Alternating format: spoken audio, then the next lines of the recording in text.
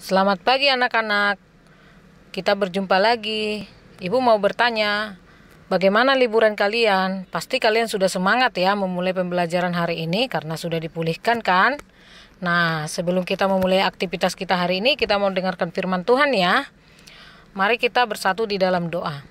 Bapa yang baik, kami ucap syukur buat hari ini. Terima kasih Tuhan untuk sepanjang liburan kami. Engkau telah menyertai kami, bahkan memulihkan segala tenaga kami dan kami kembali bersekolah. Biarlah Tuhan mulai hari ini kami boleh semangat, kami semakin dikuatkan, dan kami akan mendengarkan firman-Mu yang menjadi kekuatan di dalam hidup kami. Berikan kami hikmat-Mu Tuhan sehingga kami memahami firman Tuhan hari ini. Terima kasih Yesus, dalam nama-Mu yang kudus kami berdoa. Amin. Oke. Pagi hari ini Ibu Regina memberikan judul firman Tuhan yaitu Yesus Kristus menyelamatkan saya dari kematian kekal.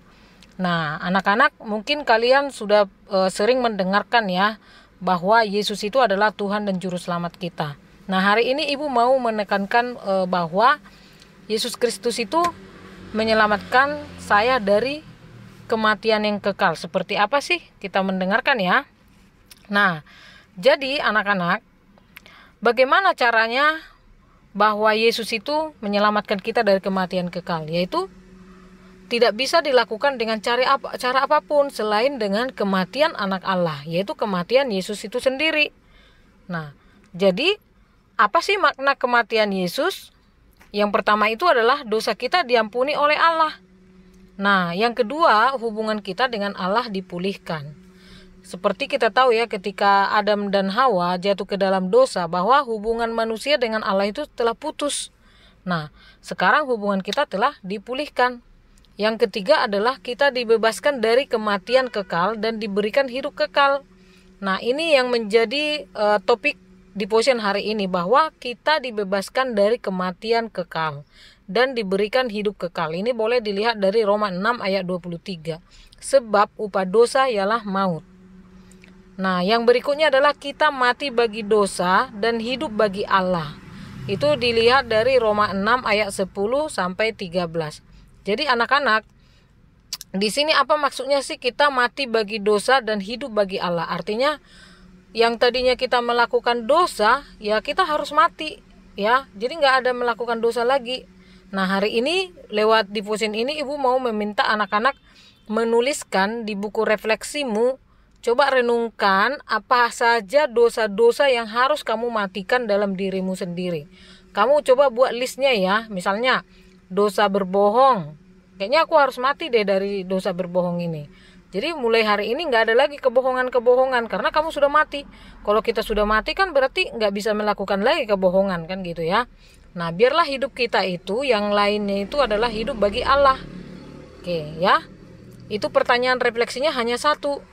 Coba listkan, sekali lagi Bu ingatin ya. Listkan dosa-dosa apa yang perlu kamu matikan dalam dirimu ya. Berikutnya, kita bebas dari hukum Taurat. Nah, itu diambil dari Efesus 2 ayat 15a. Yang tadinya bahwa di hukum Taurat yang diberikan kepada Musa, dulu kita kan ketika meminta pengampunan dosa, kita harus menyembelih hewan. Karena sekarang kita enggak lagi. Jadi kita bebas ya. Nah, Kristus telah mati bagi kita. Mengapa kita juga harus mati? Nah, mungkin ini yang menjadi pertanyaan kamu juga ya. Kan Yesus sudah mati, kenapa kita harus mati juga ya? Kenapa harus ada kematian? Nah, Ibu akan menjelaskan di sini bahwa ada 3 macam kematian. Yang pertama itu adalah kematian secara rohani. Bahwa kita dipisahkan dari Allah, di mana roh Allah meninggalkan kita. Ini biasanya kematian rohani adalah yang mana kita sudah meninggalkan Yesus, sudah tidak percaya lagi kepada Yesus. Bahkan gak pernah lagi ibadah, tidak pernah lagi mendengarkan firman, tidak pernah lagi berdoa. Nah, itu berarti dia sudah kematiannya secara rohani. Nah, anak-anak selama pandemi ini apakah kalian masih suka beribadah? Jangan-jangan rohaninya sudah sekarat ya, sudah hampir mati. Nah, jadi hari ini kita diingatkan kembali bahwa kematian secara rohani itu ada. Nah, berikutnya kematian secara jasmani. Bahwa roh manusia terpisah dari tubuh ini. Ini yang sering kita lihat ya. Ada kematian yang kita sedih sekali, kita berpisah secara tubuh ya. Jadi ada yang meninggal karena COVID-19 ini, ada yang meninggal karena sakit yang lain atau kecelakaan dan lain-lain. Nah, yang ketiga itu adalah kematian kekal. Nah, kematian kekal ini itu adalah selama-lamanya.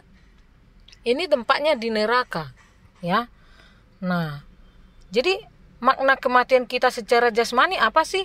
Kan tadi pertanyaannya, mengapa kalau Yesus sudah mati bagi kita, kenapa harus mati kita lagi gitu kan? Nah, jadi ibu mau menyampaikan bahwa makna kematian kita secara jasmani itu adalah kematian kita menjadi kematian terhadap dosa-dosa, bukanlah pemuasan bagi dosa-dosa kita. Jadi kematian kita secara jasmani itu maknanya adalah kematian kita menjadi kematian terhadap dosa-dosa yang tadi yang kalian sudah list ya waktu direfleksi ya.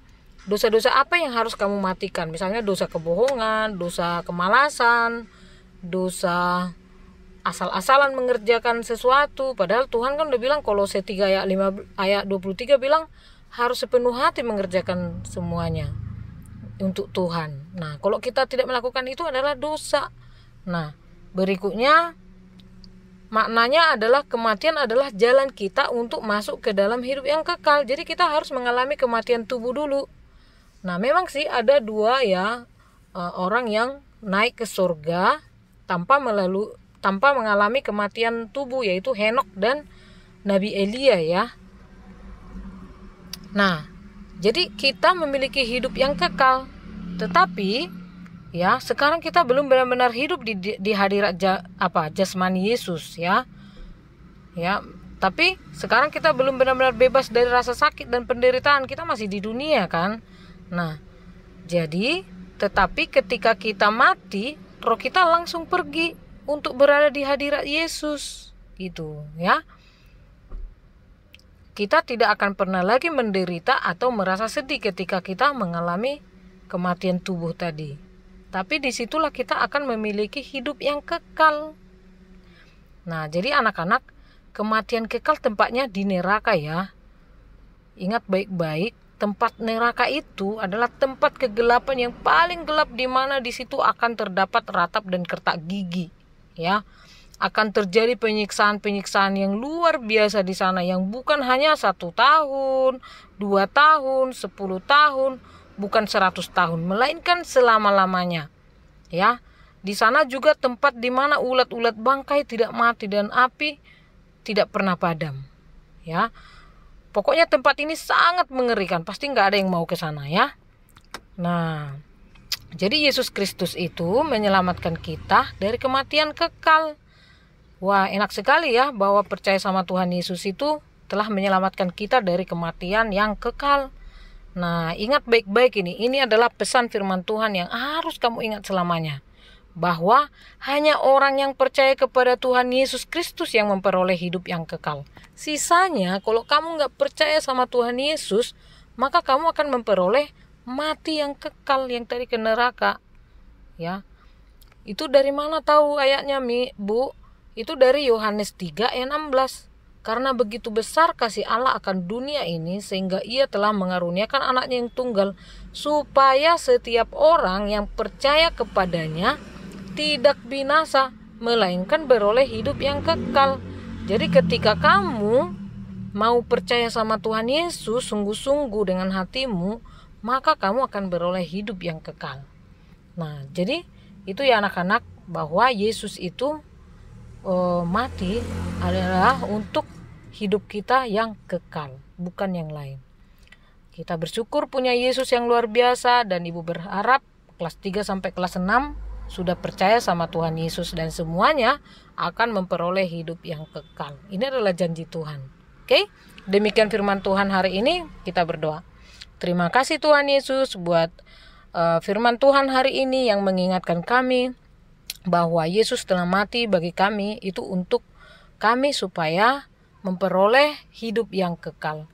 Terima kasih Tuhan untuk kasih karunia-Mu ini. Ini adalah anugerah dari Engkau, bukan karena kebaikan kami, bukan karena kami hebat, tapi karena Tuhan Yesus baik, karena Tuhan Yesus mengasihi kami. Tuhan Yesus tidak mau kami ke neraka. Terima kasih Tuhan untuk kematian-Mu. Terpujilah nama Tuhan Yesus, biarlah kami mau mati akan dosa-dosa kami dan hidup kami hanya bagi Allah. Di dalam nama Yesus kami berdoa. Haleluya. Amin.